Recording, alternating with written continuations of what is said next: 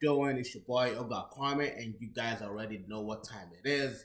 Welcome to another edition, another installment, another episode of the OMG Show, and we're gonna get right into it. It's been some crazy developments in football in the last week or so. We're gonna talk about Harry Kane leaving Spurs, potentially leaving Spurs.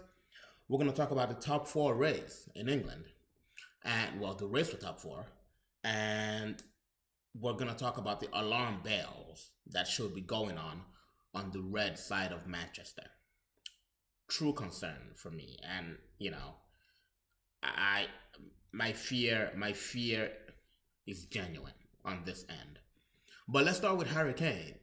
So he's leaving. He has officially told Daniel Levy that he wants to leave Spurs at the end of the season. And I think he actually wanted to leave last year as well. He just maybe he didn't announce it to the club. But I think he's wanted to leave for some time, for at least a year. But what first I feel bad for Tottenham fans. I feel bad for you guys because I think over the last 15 years you guys have lost like key players that have left your team to go win something else at other teams. I remember Carrick had to leave your team to win stuff at Manchester United. Berbatov had to leave your team to win stuff at Manchester United. Christian Eriksen left to win at Inter Milan. Luka Modric left to win at Real Madrid. Gareth Bale left to win at Real Madrid. And now Harry Kane is leaving. So it's just, I really do feel sorry for you guys because every single time you seem to have some, talent on your team, they just leave. You guys are almost like, Arsenal's twin sisters or twin brothers. Like, bruh, it speak for you guys. He really is. But where does he go? I think where can Harry Kane genuinely go, considering the market, considering the status of Tottenham right now, and considering who Daniel Levy is. I don't know. My prediction is he doesn't leave. I don't think he leaves Tottenham, and the reason is this: Daniel Levy is not releasing Kane to go play for a rival Premier League club. He's not doing it.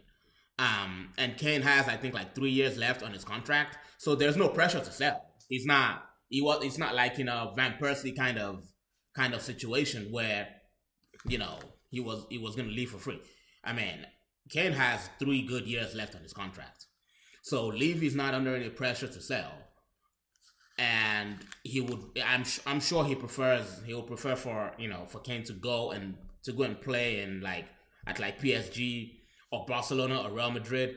But the thing is, I don't see Barcelona or Real Madrid getting Harry Kane. Barcelona just got Aguero.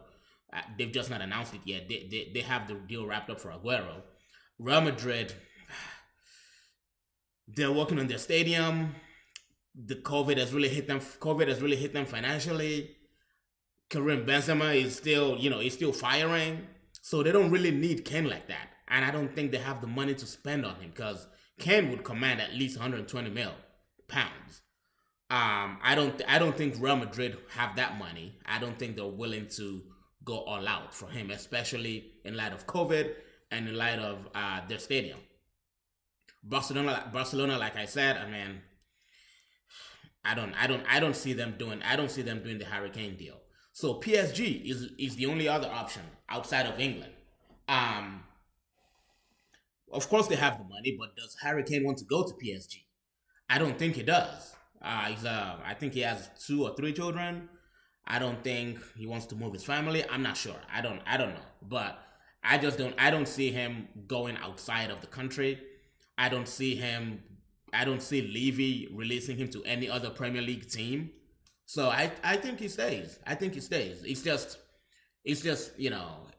think it just catches headlines when Harry Kane is announced to want to leave Tottenham. I think it makes for a great headline. And I would love him at Manchester United. Don't get me wrong, dude is he's a proper number nine. He's built for Manchester United.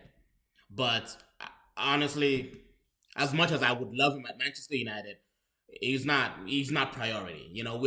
We have deeper problems than Harry Kane. It's like I keep telling people that look, you telling United to buy a striker is like buying tires for a car that has no engine. You're not going anywhere. You can buy all the tires you want. Your car is not going anywhere if you don't have an engine. And that's the case of Manchester United. We have no engine in that car, but we're thinking of buying tires. Allow it. Nah, we're not doing it. So the second thing is top four. Top four race in England. It's heating up, Chelsea got their revenge today. But for a second there, the Chelsea fans were looking stressed in that game today.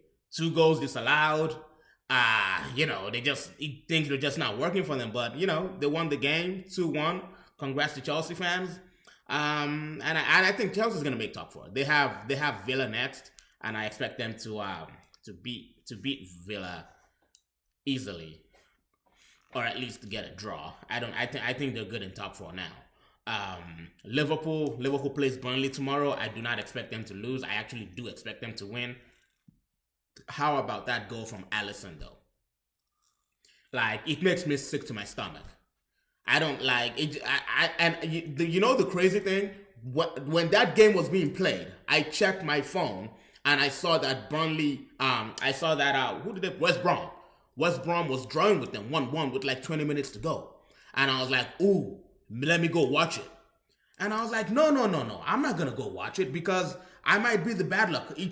I would be the person to bring the bad luck, right? So I'm like, you know what? Let me just leave it. I'm not gonna watch it. I'll wait until final whistle goes so I can see, the FT full-time 1-1 score. And what do you know? Freaking Alisson. I mean, I'm happy for the guy though. I'm happy for him. He's been through a lot this year. So that moment of happiness, he deserves it. He deserves it. But yeah, Liverpool, you guys are going to beat Burnley. I think your last game is against Crystal Palace. You guys are going to win as well. So Leicester City, look, second season in a row where they've been in top four for most of the season, and just like that, it disappears in the last couple of weeks. So, I mean, they won the FA Cup. Congrats to them. Shout out to Brendan Rodgers. But it sounds to me like you guys enjoy bottling stuff at the end. I don't know about that. But I think the significance of Liverpool getting top four, honestly, is that you can characterize Liverpool's season as a failure. Liverpool failed completely this season, but they still entered top four. That's the thing. They still, in a failed season, they still made top four. Some other teams, in a successful season, is when they make top four. Like, I don't know if you guys understand what I'm saying. United, for example, success is if we make top four. Last season, we were successful because we made top four. This season, we're successful because we made top four, and we may possibly win the Europa League. Liverpool were a failure because they only made top four this year. That just shows the difference in levels, honestly. Rivalry aside, banter aside, like, the ambition must be better in teams like, Manchester United. Man, Arsenal, I'm not even going to talk about y'all. For Arsenal, success is making Europa Conference. That's how bad it is for you guys. You guys are, you guys are dead. Like, dead and buried. I'm sorry. But I mean, my point with Liverpool is despite how badly they've had it this season, they've been horrible this season, but they're still going to finish top four. And, it's an achievement. It's a good achievement for them. Last thing I want to talk about, guys, is the alarm bells that need to be going off at Manchester United. I feel like I'm the only United fan who is genuinely worried about the form with which we're going into the Europa League final. I don't know. Maybe I'm overreacting. I don't think I am. I know that I'm a pessimist. I'm naturally a pessimist, at least in football. But that's what happens when you've been a United fan for this long. at least over the last 7 to 8 years. That's United makes you pessimistic. But how is it? Why is it that every time we score a good goal, today's goal, Cavani, what a goal, Eddie Cavani. But we just can't. Every time we score a good goal, we can't give the fans a reason to actually celebrate the goal and celebrate the win. Bruno scored a ridiculous goal. I think it was against Everton or something like that.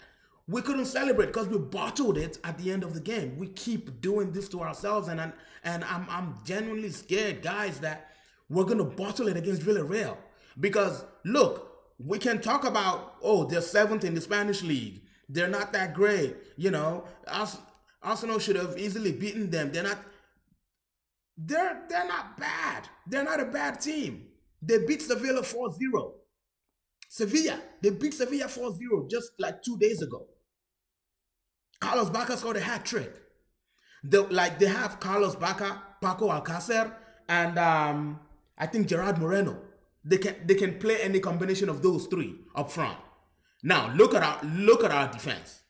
Remove Maguire. He's not playing that final. If you think Maguire is playing that final, he's not. He's not coming back from that injury.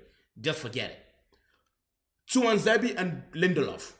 Tuanzebe or Bailly and Tuanzebe. Like, no matter the combination you play, it's a catastrophe waiting to happen. And I'm scared, guys. I'm scared, and I'm just putting it out there. I really do hope we can hold it together and win this trophy.